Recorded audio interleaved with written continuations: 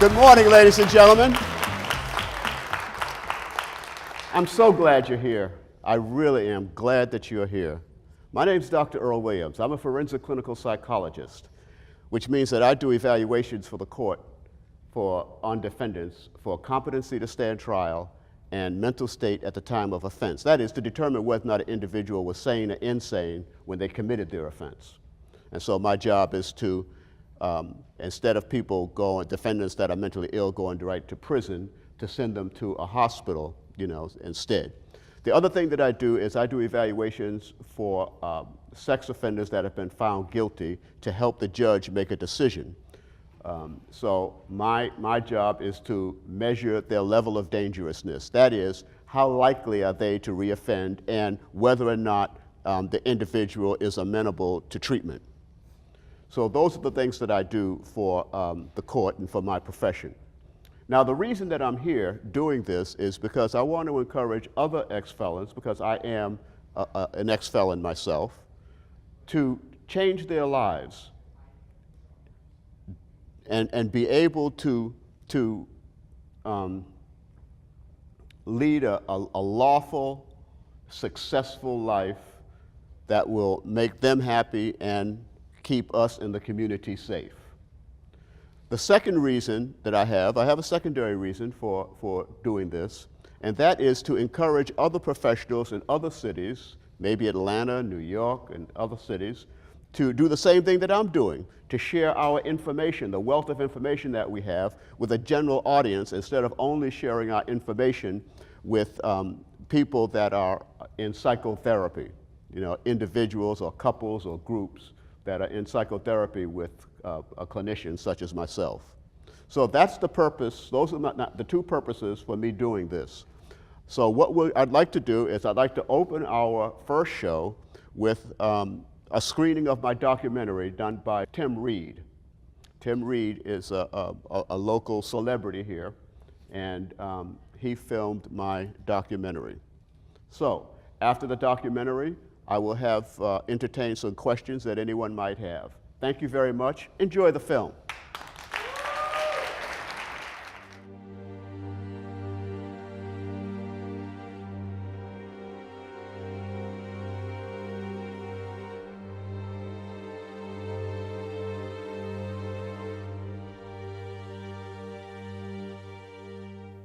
Before we are born, we are predestined with purpose. We begin our journey to reach our destiny through the birthing chambers. Our struggle begins, our first trial of life, the fight to reach the shining inkling of light. It is life. The face of it, whether it be the handling of stern nurses who prepares us to meet the softness of our mother, who looks upon us with love and affection. But then we grow and learn. We learn what reality truly is, and that thing, that force, that keeps us from walking on the right path to destiny. And soon we forget.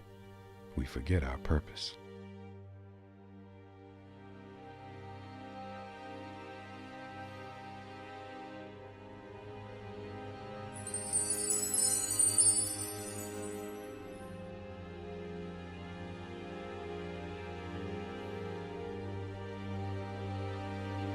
You're too stupid to go to school.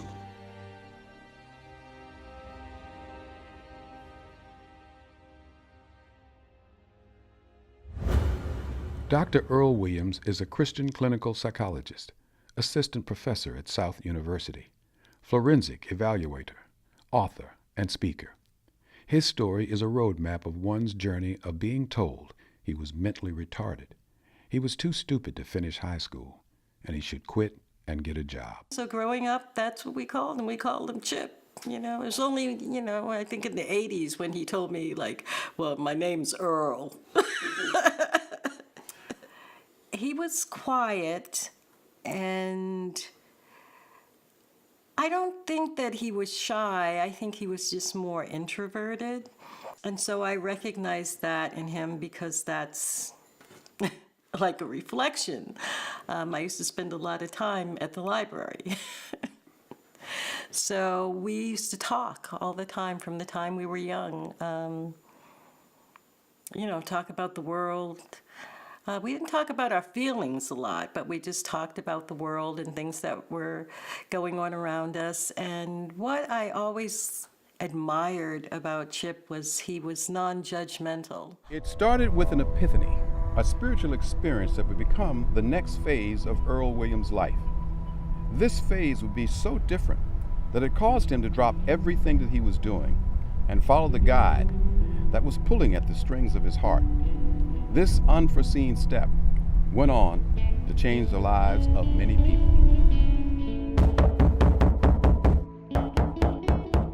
I was 21 years old. I had just gotten out of the Air Force after serving a 4-year tour of duty.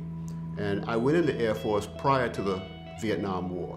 The Vietnam War was going on very strongly when I got out, you know. So I got out of the Air Force, I returned home to Boston, and I was going to school. I had decided that I wanted to be an astronaut, you know, and so I was going to Wentworth Institute where I was studying aeronautical and space engineering. At the time of my final exams, around November of that year, my mother died. My mother was killed by a white male hit-and-run driver. I know because she had called her job and told the person at her job that, and told the person at her job that she was just going to go home and lay down. So obviously she wasn't hit full force, but maybe brushed. But my mother was rather delicate. You know, she was petite. She was very small. She was a Navajo. And she died. Now, my mother, when I was a child, used to tell me stories about how she was raised by black people and how they had in Alabama, after her parents died, in Texas, I believe, and how they used to put furniture against the door to keep out the Ku Klux Klan. You know, so in my mind, when I went back to my mother's apartment and found that she had been killed and died, and they took her body and brought it to the morgue, and then told me to go down to the morgue and identify her body, which I did. And because she had been dead for about a week, you know, she had begun to decompose. And so I became very angry, and I wanted revenge against white people. The experience of death takes Earle Williams on a journey that pushes him to take on an out-of-character personality. He begins a life of crime that included breaking and entering of stores and warehouses. He did not possess a criminal mentality, but the pain he suffered from the loss of his mother caused him to end up in the Walpole Maximum Prison. I got hooked up with a group of guys that would go to the suburbs, the white suburbs, and rob warehouses. And that's what we did.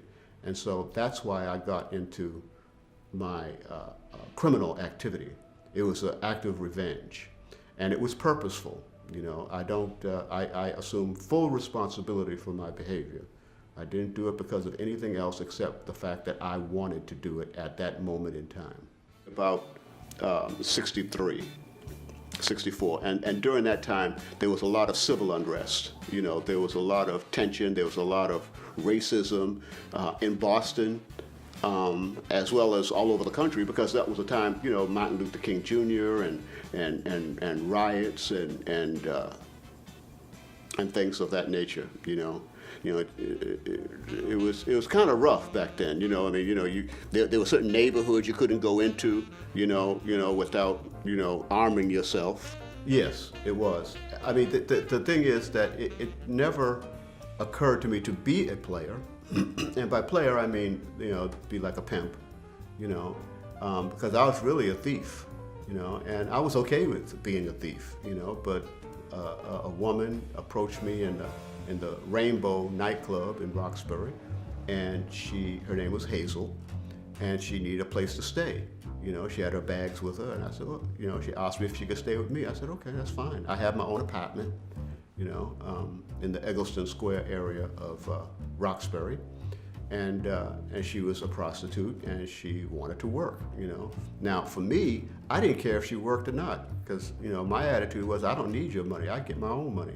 And besides, you know, a Mac back in the day, you know, the not necessarily the players, but the Macs, the thieves, You know, we kind of look down on pimps because a pimp is dependent on a woman for his money, you know, and so I didn't really hold the idea of that kind of behavior in very high esteem, you know, but that's what she wanted to do.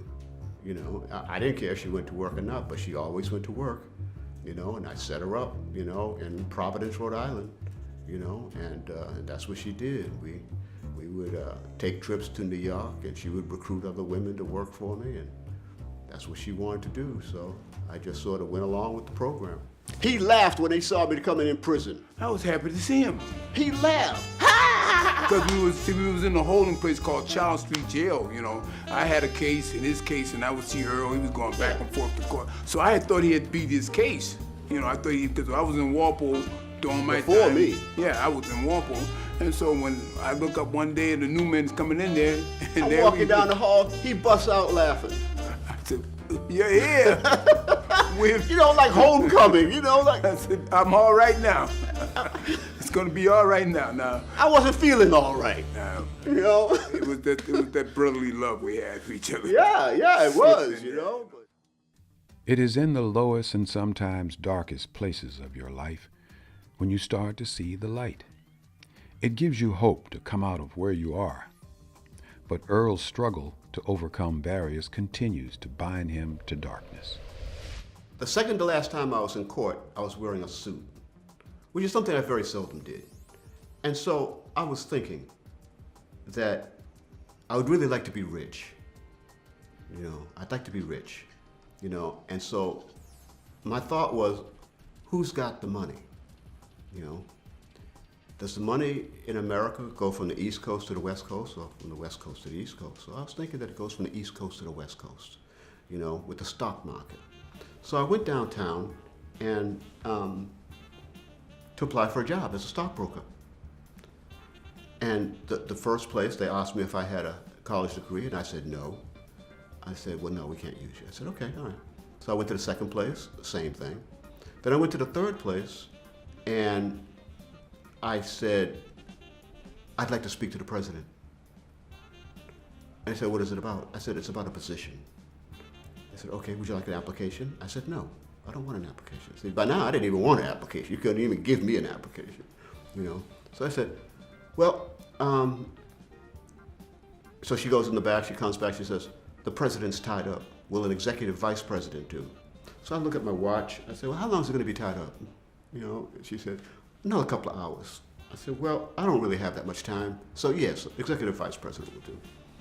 So I talked to the executive vice president, and he said, well, what do you want to do? I said, I want to sell. I said, you know what? I can sell anything to anybody, anywhere, for any amount of money. I'm good. I got skills. And I told him, I had about a 15-minute spiel. I told him that. And when I got through, he said, okay, I have some classes starting up, you know, for mutual funds. You know, you can start with mutual funds. I said, okay. And it's out in some town, some suburban town. I said, well, I don't have a car. He said, you come down here at 5 o'clock, and my wife and I will take you there. So I came back downtown at 5 o'clock. Him and his wife took me to classes. And he was talking about opening up an office for me in Roxbury, you know, and I thought that was very nice, you know. And then the following week, I had to go back to court, and I got sent to prison. Earle never got a chance to take that job. The past didn't want to let him go. In returning to court for robbing the jewelry store, Earle was slapped in the face with 2.5 to 3 years in maximum security prison of Walpole, instead of a slap on the wrist.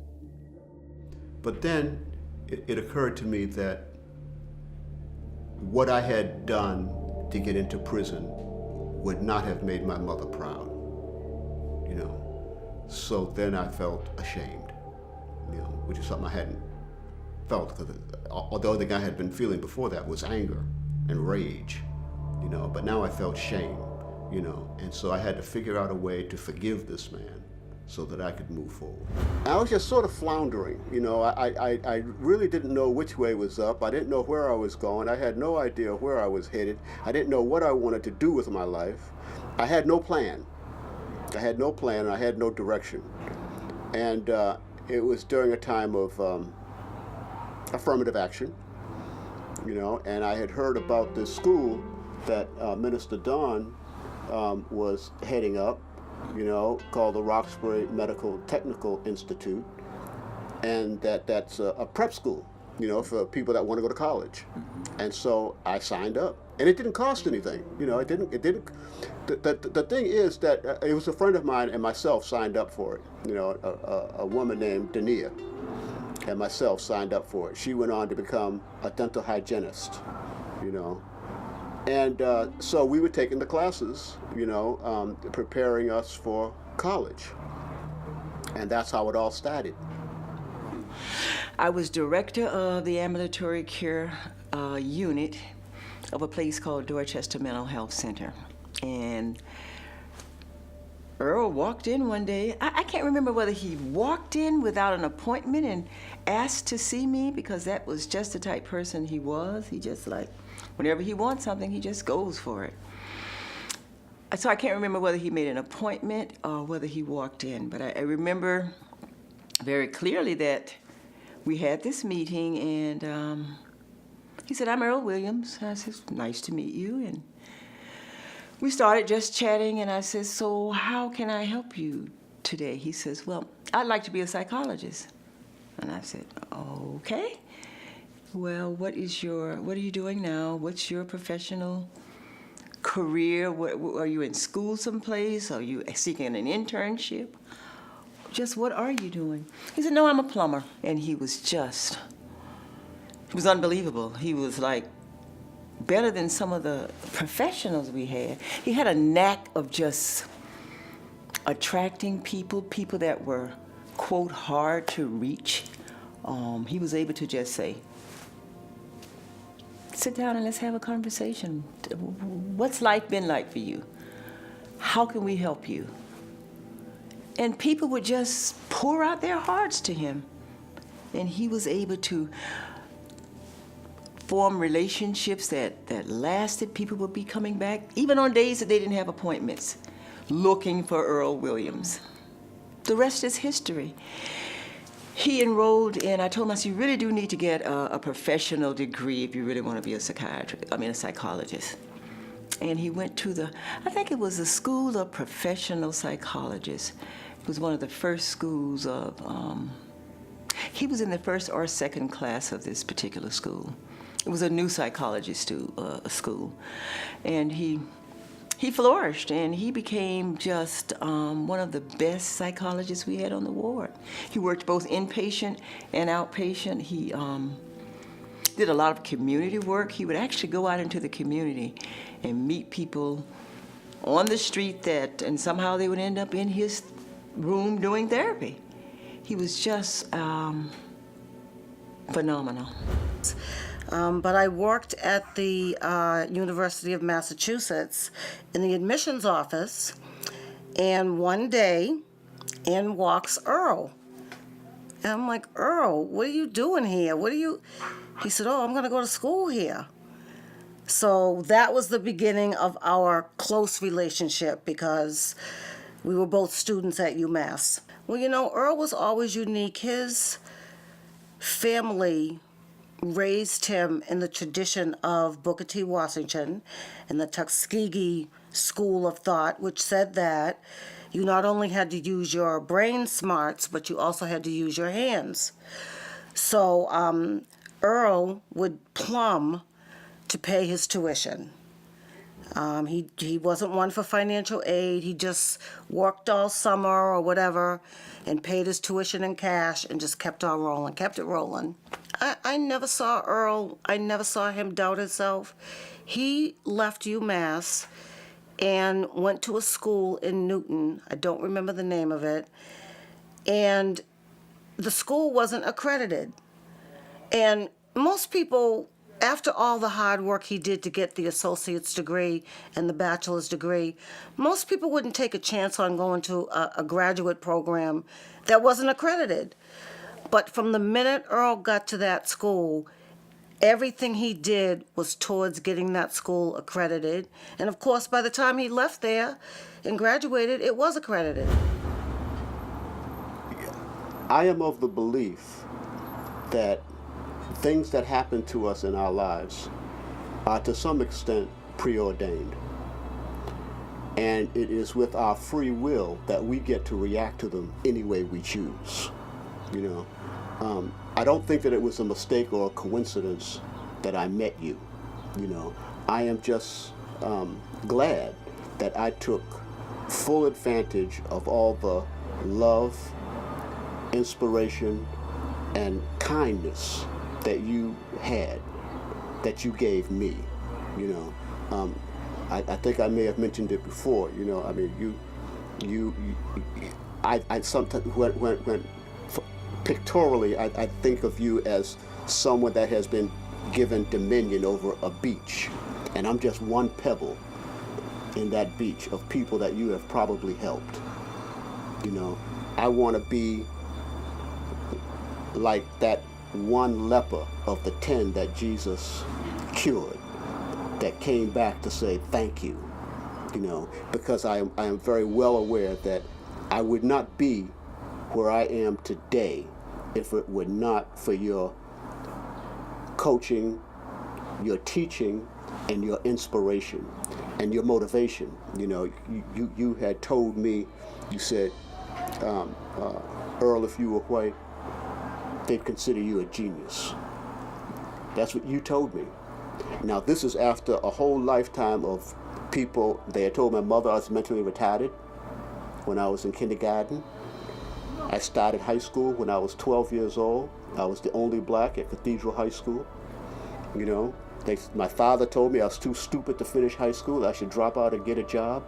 And you were the only person, the only man that told me that I'm intelligent, that told me that yes, I have something to contribute, that yes, I am a worthwhile human being.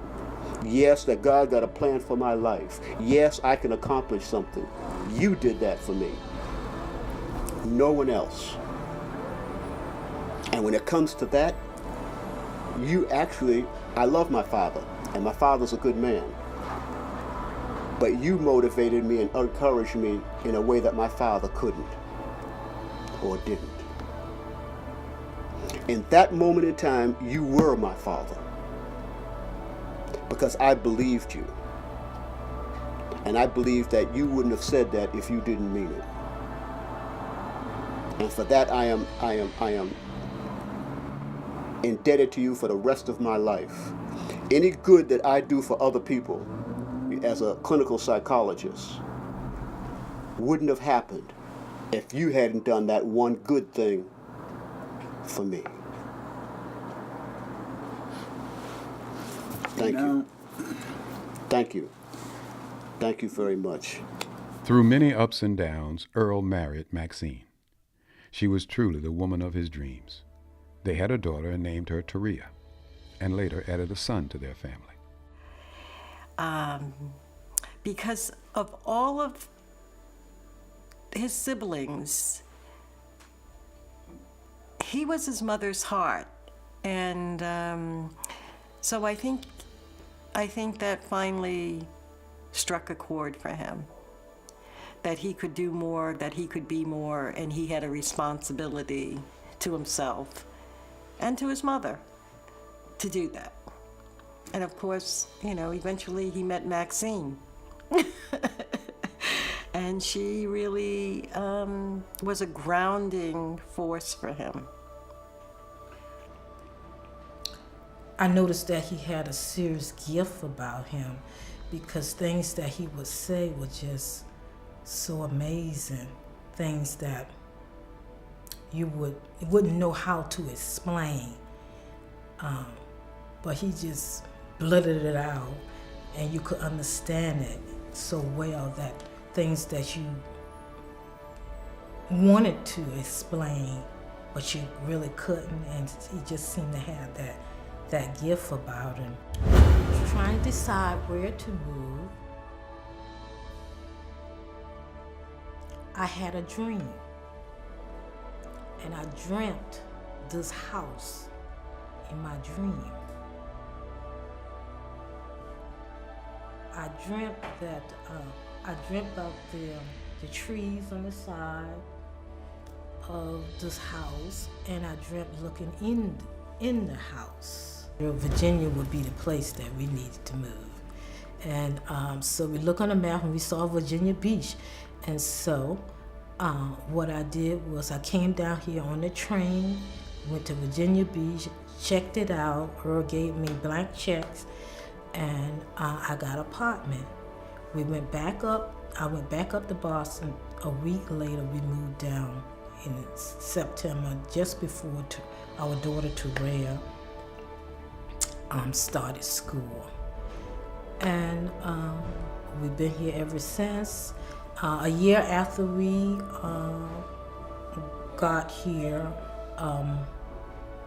our son was born, Earle H. William III. And as soon as he got here, he got a job working at Eastern State Hospital. Working at Eastern State Hospital for 3 years. After 3 years, then he opened up his private practice. Earle has created a unique tool for ex-felons to stay out of prison. It is the purpose that was divinely handed to him. He asked ex-felons several questions. What was your first crime? What is the nature of your spiritual development? And how is your social network?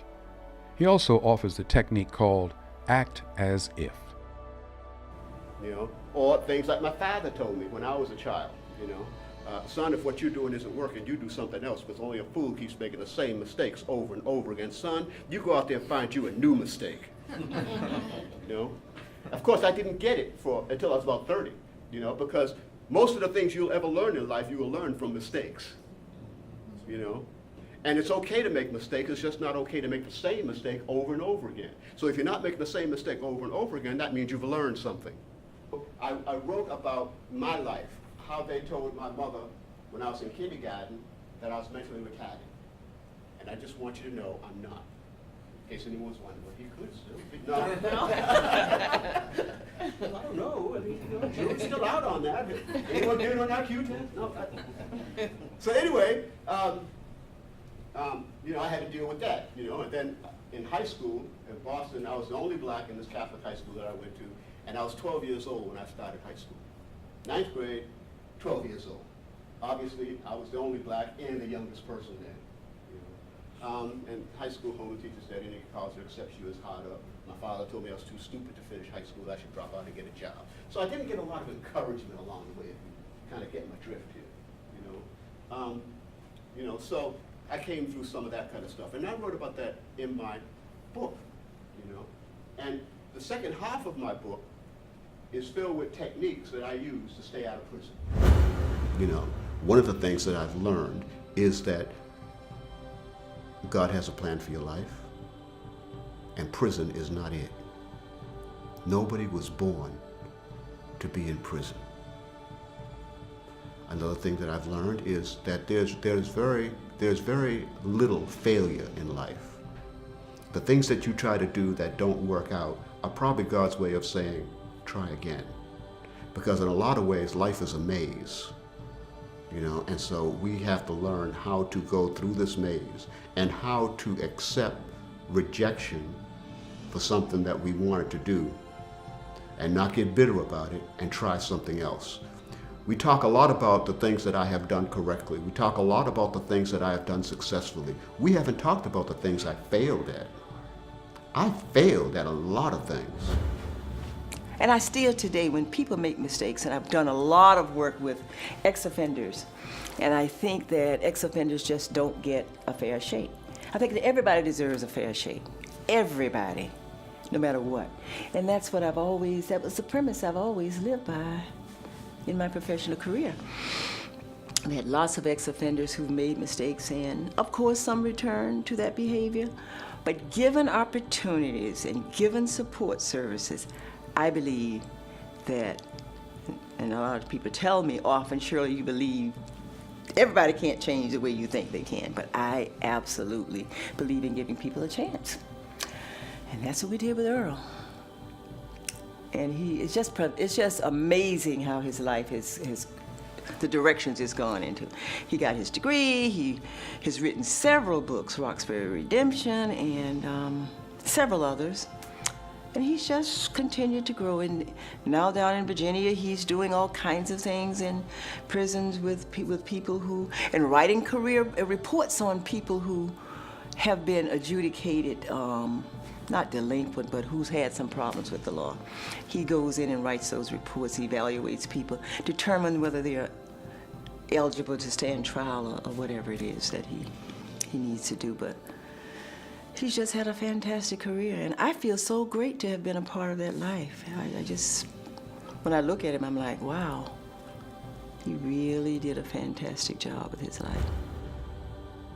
Dr. Earle Williams is a gift that the world needs.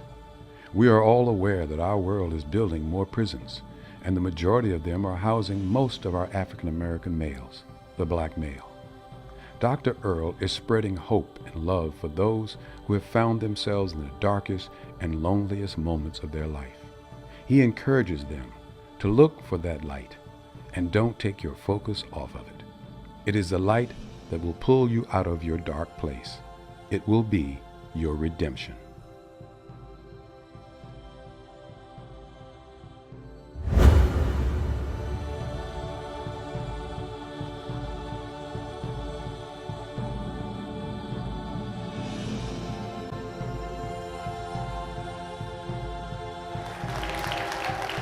Thank you, thank you, thank you very much. So I take it you like the documentary? Okay, thank you. I really appreciate that. That's really good for me to see. That's very encouraging for me. And it's just so consistent with why I'm here. But I just want to say this. Becoming a doctor is not my crowning achievement. That's not the best thing that I did. As a matter of fact, anyone can do what I did, especially ex-felons. Anyone can do what I did. And here's what I did. I found my purpose. I found my gift, you know. Now, my gift happened to become a clinical psychologist. But my gift could have been to become a plumber, to become a janitor, to become an executive, to go into corporate America, you know. So it's not that big a deal for me to be a doctor. The big deal is that I found my gift, I found my purpose, and you need to find yours too. Because it's not a job that you need. You need to find out why God created you. If you believe that God does not create any junk, if you believe that you are here for a particular purpose, if you believe that you were born to do something that nobody else on the planet can do quite like you do, then you're on your way to finding your purpose. And that's what I encourage people to do. Because see, here's the thing. You can get fired from your job. They can let you go whenever they feel like it. But you can't get fired from your purpose. Find your purpose, you will always have work for the rest of your life. Now, if anyone has any questions, you can approach the microphone there in the aisle, and I will try to answer your questions. Good morning, Dr. Earle. My name is Ernest Laurie, and I heard you use the phrase ex-felon several times. I'd like to know what is an ex-felon? Is that someone who's done their time and are free? Or I'd like to know your answer, please. Thank you. I used to think that ex-felon meant that you are out of prison and that you are no longer, that you have paid your debt to society and you no longer owe anybody anything. But I've also found out, especially in here where I am now, that you're never an ex-felon. You're always a felon, you know, whether you're committing crimes or not committing crimes. So I think a better term might be something like a returning citizen, you know, when you get out of prison. So that's the way I kind of understand this whole felon, ex-felon type of thing. Okay. Good morning, Dr. Williams. Good morning, everyone. This is my barber.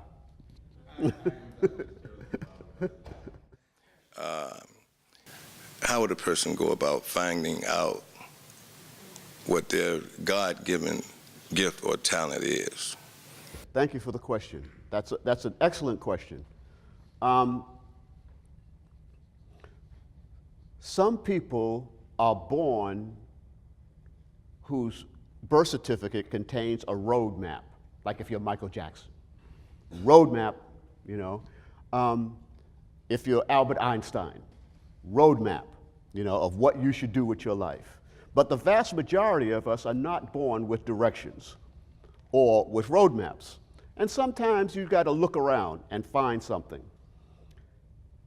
I truly believe that your purpose has already been revealed to you. Your gift has already been revealed to you. Someone told you your gift. You may not have heard it, but someone said, you know, that boy is really good at mechanical things. That boy has really got some really good graphic skills. Now, for me, I had to do a whole lot of things before I found my purpose. I mean, I was in school for aeronautical and space engineering. I was a physics major. I was a stockbroker trainee. I went to the College of Pharmacy for a couple of years. I was a construction worker. Went to tractor trailer school, you know. So I was around trying to find something, you know, to do with my life.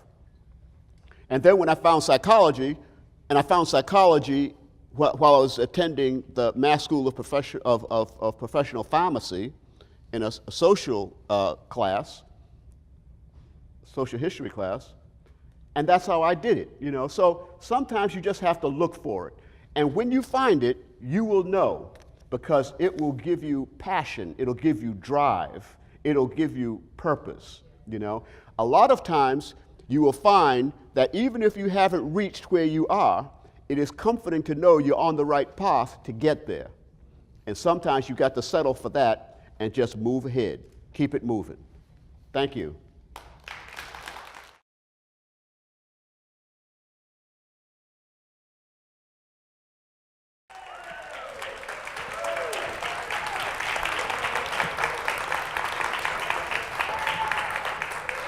Thank you very much. This is Turquesa Christmas. Hi.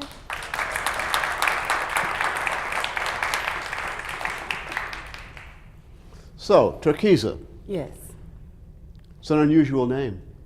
it is. You're my only Turquesa. Where did this name come from? It came from my mother. Okay, all right. And what does it mean? It means wisdom in Swahili. Okay, all right. I'm sure that's going to be a very fitting name for you. We expect big things from you. Okay, so we met at your place of employment. Yes. At the Subway, Yes. where you were making my sandwiches. And as we kind of got to know each other, we found that we have something in common. Yes. Yeah. So we found that we both have been incarcerated. Yes. Okay, all right. So, when were you incarcerated? I was incarcerated like in 97, 98. 97, 98, okay, all right. And why? I was charged with robbery, guns, and abduction. Oh, okay. Multiple All counts. right, that sounds like some serious charges. Yes. All right. And how did that come about? How did that happen? I was found guilty because I had knowledge of the crime and didn't report it. Okay, so as I understand it, you were in a car, I in was. an automobile, I was. with a couple of people you know, and you were probably what? Maybe like 19, 20. Okay, 19 or 20 years old. So you were a young girl, and you were just there hanging out. Is that correct? Yes. Okay, all right. So you're sitting in a car with them, and then what happened? And they robbed several hotels. Okay, now, did they tell you they were going to rob these hotels? I mean, I had beforehand knowledge. Of each one? Not each one. Okay, what about the first one? The first one, no, I was in the car. I was drinking and smoking. Drinking and smoking, you were in the car, they didn't tell you anything about what they were going to do, No. and what happened at that time. Right. So, what happened then? So they went and robbed the hotel? Right. So you just kind of sitting in the car with your Smoking and friends? drinking, yeah. And smoking a joint, you know, and they get out the car? Say I'll be right back. And go rob Hotel. a hotel. Okay. And come back to the car. They didn't tell you what they did? Yeah, they said we just robbed a hotel. Oh, that's what they said? Yeah. Okay. Well, now, since they just robbed the hotel and you were with them, did they give you some money? No, because I didn't do it. Okay. I wasn't a part of it. You weren't part of it. Okay. All right. So that happened the first time. What about the second time? Yes, I knew about it then. Okay. And so, and this time did you go inside and do No. anything? I wasn't there.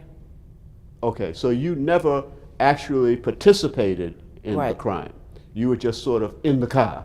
The first time, and then I had knowledge of the other ones. Okay. Were you with them No, the second time? no, You were not with them. You were not in the car. no, I wasn't. But you knew they were going to do this. I did. Okay. So did you collect any money from this? I mean, were you No. part of this? No. It was just something that they told you. Yeah. Okay. You Well, we said, about "Oh, to rob such and such. Cool. Okay. see you." Mm-hmm. Okay. All right. So how many times did this happen? I don't know how many times, but I had knowledge of 3. Of 3 Total. hotel robberies. Right. It doesn't seem like you could get a lot of money from a hotel. Well, I mean, the most they got was like $168. That's not even worth doing it. It's not. Okay. All right. So anyway, $168. They've done this 3 times that you know of. Right. You know. And then what happened?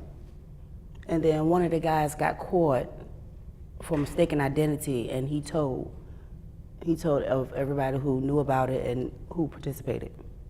Okay. So how many people were involved in this? A total of 6. 6 people. Yeah, I believe 6. Okay. But all 6 of you wouldn't be in the car together. No, Okay. All right. So how many of these 6 people were actually in the car with you? me and 3 others. You and 3 others? Right, Okay. All right. So now one person got caught. right. Okay. Was he like the leader of this group or just a participant? It's not even like a leader group thing. It's not? No. Okay. All right. So anyway, they go to court. Yes. You weren't with them.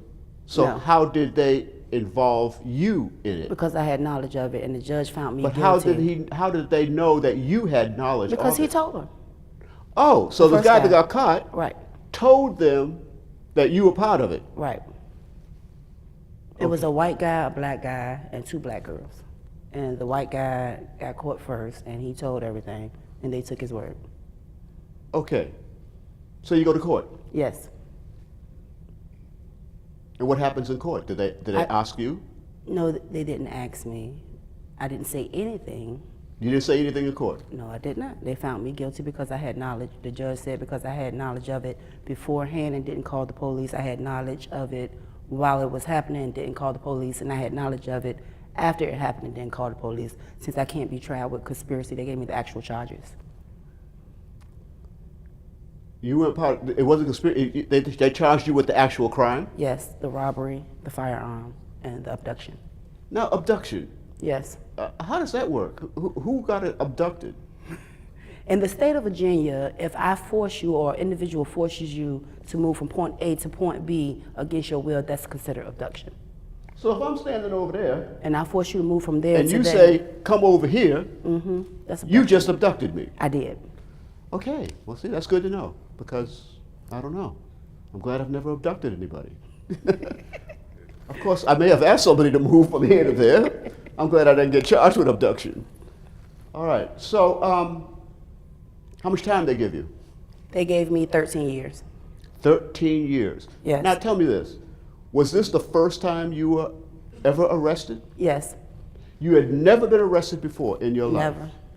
This is your first offense, It is. and you didn't even actively participate in it, No. and they gave you 13 years. Right. And I didn't qualify for first offense because it was a violent crime.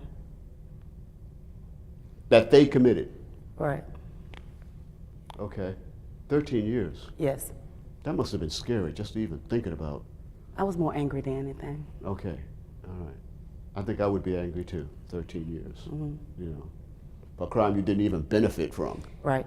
You never benefited. No. So where did they send you? They sent me to Fluvanna Correctional Center. Is that in Virginia? It is in Troy, Virginia. Okay. All right. Maximum security.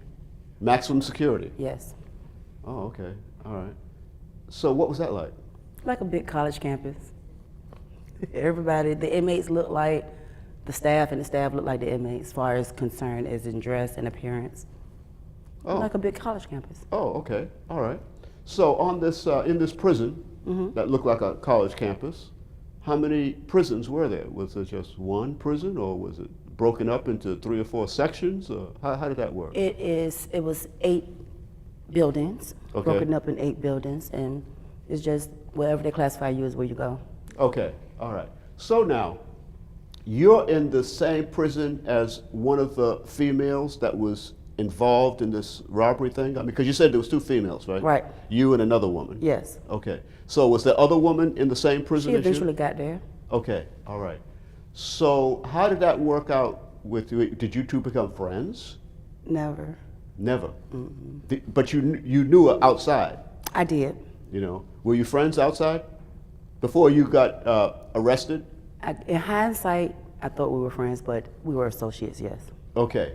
All right. So now you're in prison. Both of you in prison. Yes. So did the 2 of you hang out together? No, or- she told them, she put me on the enemy list, and the enemy list is basically saying that we can't be housed in the same unit. An enemy list. Yes. How does that work? She said that I was gonna do something. Hurt her? Yeah, Okay. That you would hurt her? yes, if we were housed together. Would you have hurt her? At that time, I probably would have, Because why? because it was because of her that I got this time, and she knew I didn't do it. Did she say that you did it? She didn't say anything either, but she could have helped me. She could have stated that I wasn't involved, That you weren't even there? That Yes. that you were in the car? but and- she chose not to. Okay. All right. Why didn't you speak up for yourself? I'm not a snitch. So if you had just spoken up for yourself, you think that you would have been considered a snitch? And then not to mention, to be honest, I'm a black female, it was a white male. Who do you think they would have believed? Not you. Exactly. Okay. All right. So now you're in prison. Mm-hmm. Are you working? In prison? Yes, I did work. I worked in the kitchen, and then I became a tutor. Okay. All right. So before you went to prison, you had graduated high school. I did. I graduated from Booker T. Washington High School. Okay. So now in prison, you're getting the opportunity to be a tutor for other prisoners. Right. And I helped them, the people that's under an 8th grade level, I helped them obtain their GED. Okay. Wonderful. Wonderful. So you got out of prison. Then what happened? I did. When did you get out? 2010. 2010. You had done 15 years. Yes. Even though you were originally sentenced to 13 years. Yes. Where did another 2 years come from? It was a fight between the state and federal inmates in prison, and they gave me 2 extra years. Okay, so this was a state prison, Yes. but they had federal Inmates, inmates there. yes. And you got into a fight with a federal prisoner. Yes. Okay, and they said, well, let's just give her a couple of years. They charged me with assault and battery. Assault and battery. Yes. Okay, and for that, you were sentenced to another And 2 years. destruction of state property, yes. Okay, all right. Sounds like a rough time in prison. At that time. Yeah. Okay, so you get out. Yes. Then what? Well, eventually I became employed. Okay. And With who? With choice services, driving cars for rental car agencies. Okay, all right. And So then you were transporting cars, what, from state to state, city to state city? to state, city to city, business to business. Okay, all right. And how did that work out for you? It was wonderful. Oh, good, good. And you were being supported by your grandmother? I was. Okay. And what happened to her? Well, in 2011, she got sick. I became her primary caregiver, so I had to stop my job. But in her sickness, she told me to go back to school. I started at Tidewater Community College in January 2012. She died. I started there January 6, 2012. She died January 31st, 2012. And I graduated from Tidewater Community College in December 2013 with 2 associates. You go, girl. I'm proud of you. Thank you. I am proud of you. Thank you. So what are you doing now? I currently attend South University, and I will be getting my bachelor's in business in June 2017. We need more of you. We need more of you. I think that that's absolutely outstanding. Congratulations. Thank you. Invite me to your graduation, I'll come. Will do. All right, all right.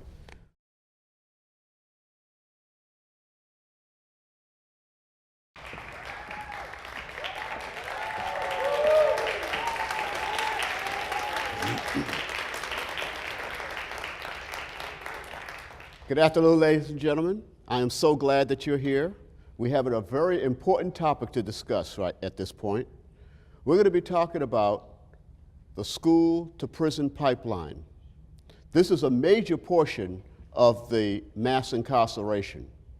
As a matter of fact, did you know that they determine how many prisons to build based on how many children are not reading on grade level by the 3rd grade?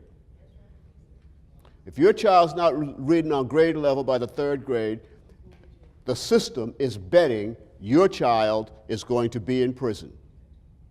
Now they're adjusting it, I've heard, to looking at kindergarten children.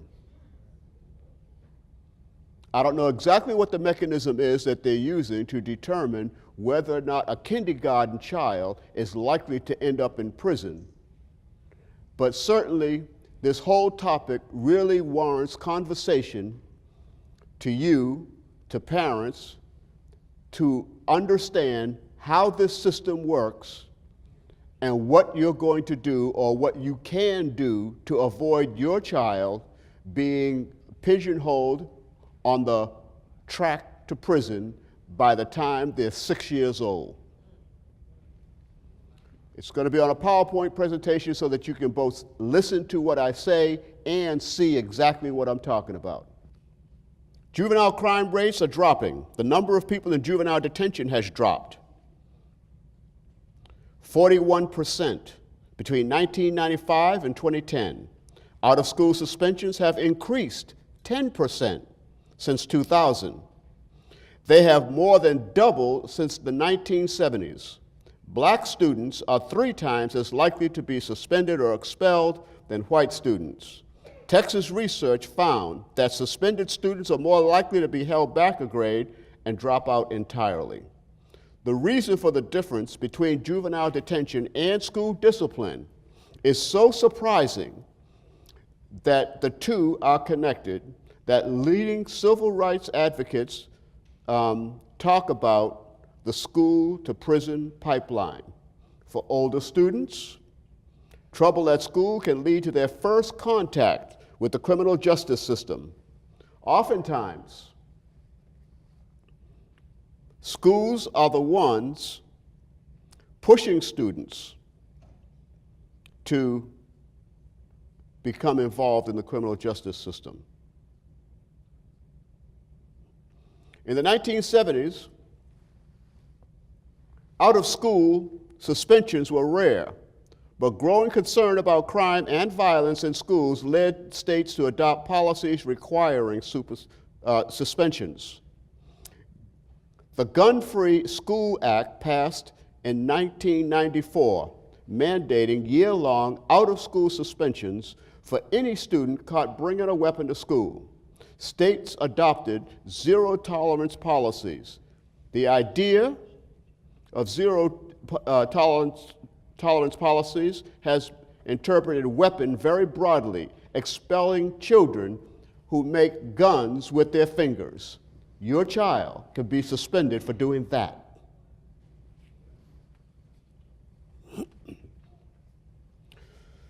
When schools allow the school resource officers to arrest a student or refer a student to law enforcement or juvenile court as a form of discipline, they are turning the student over to the juvenile justice system. This makes it much easier for the student to get a juvenile record. And because they have a juvenile record, no matter how light that juvenile record is, the second suspension will give them an even harsher sentence. This happens more at schools with officers. Schools with officers had 5 times as many arrests for disorderly conduct as schools without them. So, if your child is going to a school with a resource officer, be warned that your child is at more risk of getting a juvenile record than a school that does not have those kinds of officers in the school. This is not what the juvenile court system wants. In Georgia, the school-to-prison pipeline resulted in 11 times as many students being sent to juvenile court. The prosecutor's attention was taken away from more difficult, evidentiary, and scary crimes like burglary, robberies, car thefts, aggravated assault with weapons, to prosecuting kids that are not scary but made an adult angry. As you can see from this graph, even when controlling for school poverty, schools with resource officers had nearly 5 times the rate of arrests for disorderly conduct as schools without a resource officer. Black students are suspended or expelled 3 times more frequently than white students. In spite of black children making up only 16% of all enrolled children in 2011 to 2012, they accounted for 31% of all in-school arrests. 48% of preschool children suspended more than once are black. Students with disabilities are suspended more often than those without disabilities. Columbia University research finds that 5-year-old boys of incarcerated parents are less behaviorally ready for school than others. They are more likely to be placed in special ed classes for behavioral disabilities. And let me just add this, that when I was working with children, I was a therapist at Christian Psychotherapy Services, we got a lot of requests from the teachers for diagnoses of attention deficit hyperactivity disorder.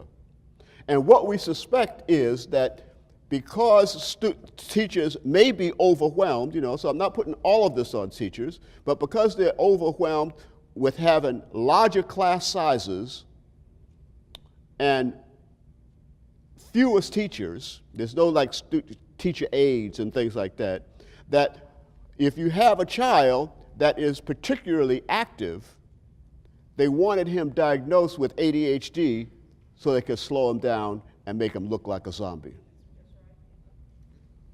I'm just saying. Because teachers were trying to give diagnosis and they're not trained for that.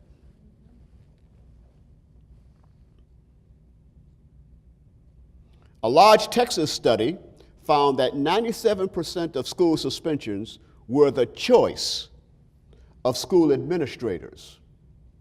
Only 3% had broken rules that made suspension a required punishment, like a weapon.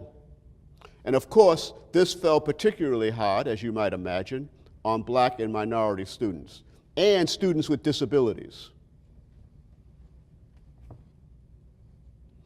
Many discretionary suspensions and arrests are for tough to define offenses.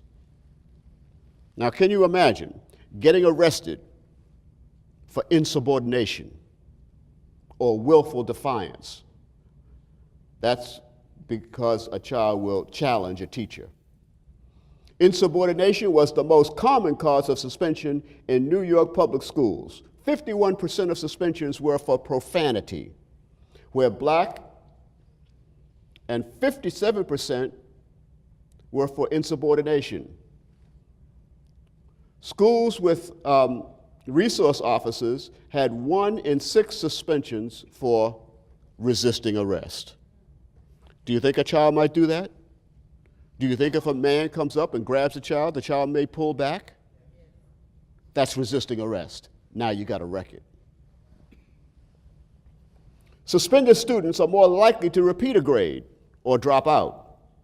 Students disciplined by schools are also more likely to end up in the juvenile justice system. The Obama administration opened investigations into civil rights implications of schools' discipline policies and urges schools to restructure their discipline systems so that expulsion and suspensions are the last resort. The federal government says schools shouldn't use it if the consequences fall disproportionately on students of a particular race. In Clayton County, Georgia, where referrals from schools was overwhelming juvenile prosecutors and juvenile courts, they made an arrangement with the police force and school districts restricting the cases where police are allowed to arrest students in school or refer them to court. This agreement had a huge impact on the schools. The high school graduation rate increased by 24% from 2004 to 2010, beating the national average. This is just because the prosecutor got tired of prosecuting these cases. So you can imagine what the graduation rate would be if all schools did this. There are multiple reasons for child misbehavior.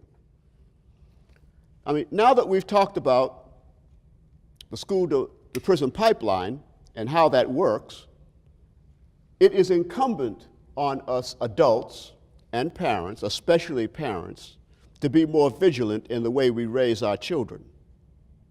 Do not leave raising your child to the school. That is not their job. Their job is to teach your child. And I'm not saying this because I've never had children, because I have 2 children. And I'm very clear about that. You don't raise my child. I'll do that. That's my job. You just teach him. So, right now, I want to talk to you about a little bit about why the children misbehave. There are multiple reasons for child misbehavior. It can be due to the child's characteristics, the parent's characteristics, or a combination of the two, or situational issues. Some children are born with a propensity for disruptive behavior. It can be inherited mental disorder or mental illness, such as a thought disorder, psychotic disorder, developmental delay, impulsivity, irritability, and attention deficit hyperactivity disorder. For those of you that don't know, there are some mental illnesses that are believed to be inherited.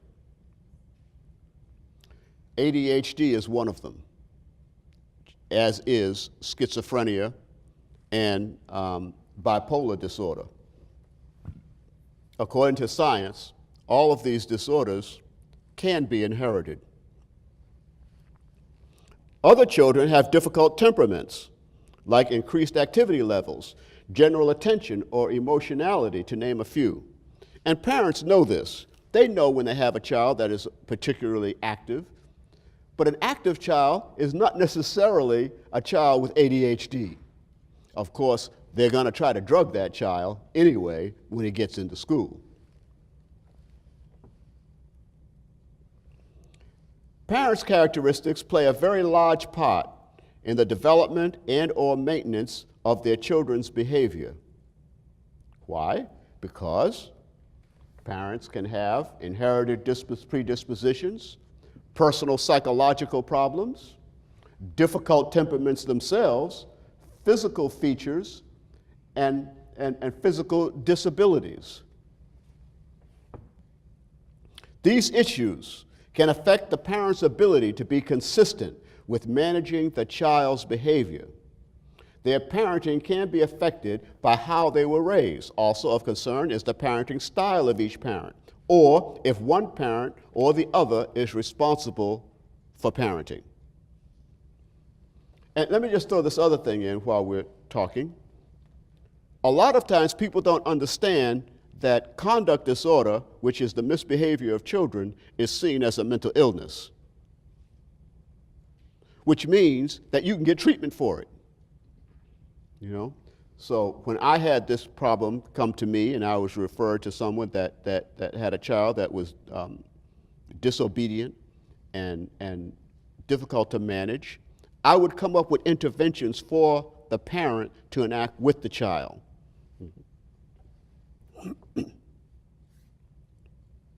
The parent must be able to administer consistent, appropriate, and effective consequences in response to the child's misbehavior. The child's reaction to certain situations can be the result of his or her genetic predisposition, parental influence, and/or the child's experience with learning and discipline. It may be easier to understand the positive consequences of a child's behavior. It may be more difficult to understand the consequences the child wants to avoid. Remember, all behaviors are purposeful. So a lot of times you got to find out why this child is doing this. I mean, you might find out that the child's, for instance, you know, when I was doing psychotherapy with children, they tend to only act out with male teachers, or they tend to act out with female teachers, or they may tend to act out with anyone, you know, to get out of going to a certain subject. So maybe you have geography, and then they always act up at the end of geography, you know, because they're trying to get out of going to the math class, which is to follow their geography class. And this is the way you got to look at it, you know, to understand or try to figure out why the child is doing the things that they do. All right. Now I'd like to talk about some other interventions that you can have, other ways of looking at your child to kind of have an idea of whether or not your child is at risk of misbehaving in school and ending up getting a juvenile record. There was a time when a child was considered to be at risk if he or she was poor, lacked good cognitive skills, was undernourished, had attention deficits, came from a one-parent family, associated with delinquent peers, was physically or sexually abused, or experienced other individual or family-based educational problems.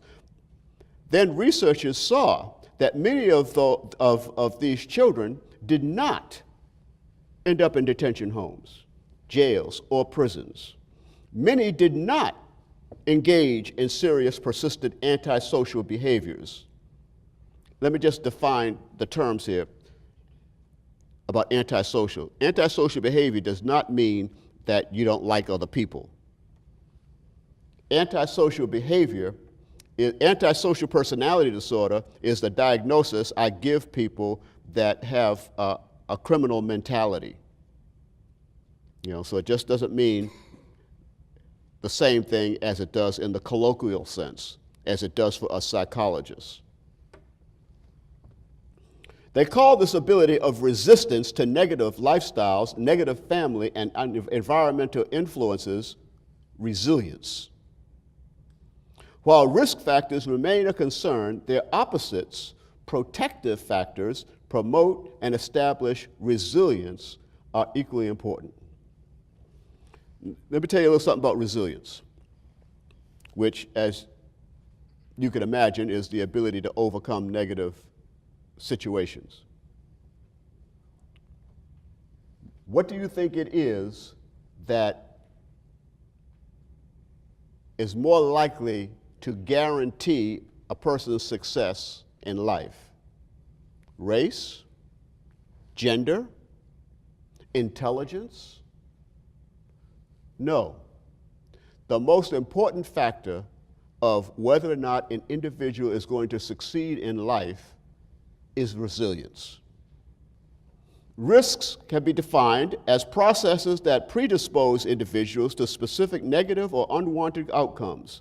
These refer to individual attributes and developmental experiences that are believed to increase the probability that a person will engage in antisocial or delinquent behaviors, such as individual attributes, family risk factors, extrafamilial risk factors, and psychobiological and health factors. Research is focused on dispositions that enable a child to cope, adjust, and overcome adverse circumstances. These are called protective factors. It is easier to create these than only focusing on the negative. In other words, it's easier to try to put protective factors into a child's life than to only focus on trying to take out what is negative in their lives. This emphasizes strengths rather than limitations. It offers more hope for effectively dealing with at-risk children. Children who overcome negatives in their lives are called resilient. Resilience is a successful coping with negative life influences and hardships. So, what does a resilient child look like? Resilient children are optimistic, zestful, energetic, curious, open, happy, and positive. Protective factors within the family include characteristics such as warmth, cohesion, discipline, ethnic identification, and adequate parenting. At least one parent or caregiver is critical to the development of resilience and healthy functioning. Effective parenting generally prevents serious, antisocial, or delinquent behaviors. A parent's negative labeling of children prior to school entry is more likely to become disruptive and exhibit antisocial behavior. So, before a child goes to school, if the parent labels this child as disruptive, hard to get along with, a nuisance, a bad child, that child is going to absorb all of that and live out whatever it is you have labeled him or her to be. Supportive pro-social peers are among the most important networking factors contributing to the resilience in children and adolescents and to the prevention of antisocial behaviors. Resilient children appear to be skillful at sustaining relations that are mutually beneficial. Sibling support can also be a strong protective factor. One of the strongest predictors of involvement in antisocial behavior is early rejection by peers. Children who have been rejected for 2 or 3 years before the 2nd grade have a 50% chance of displaying antisocial behaviors later in adolescence. Positive peer relations contribute to the development of empathy and also reinforce a model of self-regulation and pro-social behavior. Good cognitive skills and functioning provides protection from many negative influences. These skills include intelligence, language skills, self-efficacy, which means believing in yourself, and talent. Children with higher levels of intelligence are less likely to participate in serious delinquent behavior. Intelligent children may be more capable of planning their behavior, anticipating negativity, settling conflicts verbally, using alternatives to aggression. Language development serves as a form of external communication, thinking, problem solving, decreased anger, fear, and sadness. That comes from language. You need to talk to your children. Now, ADHD. ADHD, one of the things that I noticed about when I first got into this business about ADHD, and they used to call it minimal brain disorder, but now it's attention deficit hyperactivity disorder. And now we have 3 types of ADHD. We have ADHD, predominantly hyperactive. We have ADHD, predominantly inattentive. And we have ADHD combined. As you can imagine, more girls, females, may be diagnosed with ADHD with inattention, predominantly inattention, whereas boys tend to be either diagnosed with ADHD, predominantly hyperactive, or ADHD combined. The medication for ADHD, something like Ritalin and Adderall, is really a stimulant. And so one of the things you might say to yourself, why would you give a hyperactive child a stimulant? The reason is because the part of the brain that controls executive functioning is what the medication is designed to stimulate. Because it is the executive functioning aspect of the brain that deliberates problem solving and regulation of one's thoughts and actions. You know, it is executive functions that will allow you to foresee consequences of behavior. A lot of ADHD children don't understand that they're going to be punished if they act out. They don't have the foresight to see that there's going to be consequences to the behavior. And you can understand, perhaps, why an ADHD child that becomes an adult is more likely to reoffend. They don't understand the consequences of their behaviors at the time they're committing the crime.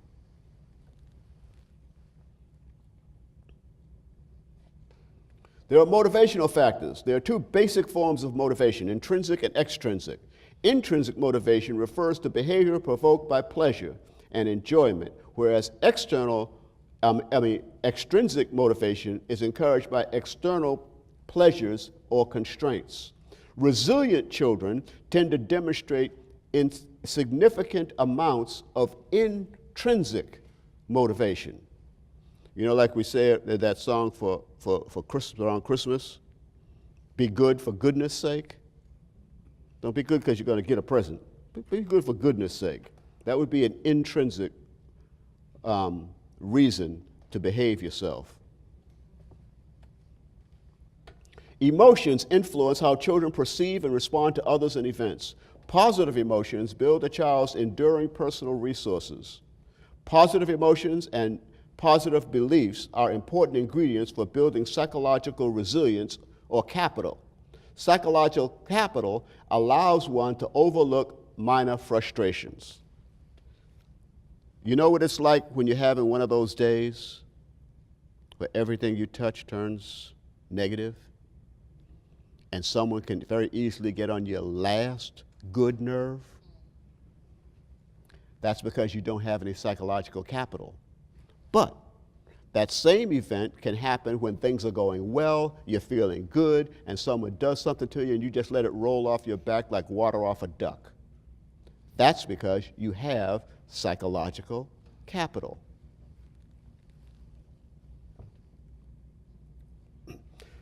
Prevention programs that promote cognitive and social competencies in the child or adolescent that help create effective school social support systems are most effective in the long run. There's no doubt that living in the poorest inner city neighborhoods are extremely harsh, and daily occurrences of violence, substance abuse, racism, child abuse, and hopelessness are highly disruptive to a child's normal development. Research shows that the most successful interventions concentrate on the family. Emotional closeness and family cohesion, where the child receives emotional support, adequate communication, and love, are essential in the prevention of antisocial behavior and serious delinquency. One study found that the most prominent resilient factors in girls at risk of delinquency were academic motivation, absence from substance abuse, feeling loved and wanted, belief teachers treat students fairly, trust, religion, or spirituality. In a study by Wakefair in 2004 of at-risk youth from a wide variety of cultures, they found that resilience training enhanced their resilience considerably. They targeted 4 therapeutic interventions: positive peer relations, self-efficacy, creativity, and coherence. A good example of a successful culturally sensitive program designed for resilience development is Project Self, a school curriculum designed to promote self-esteem, self-efficacy, and improved problem-solving skills for inner-city 4th grade Black children through a culturally based curriculum. What really made the difference was the program's focus on the students' own ancestral history, biology, beliefs, and values, choices, and potential throughout the program. In order to improve resilience, a minority child must touch base with his or her ethnic identity. Take care. God bless.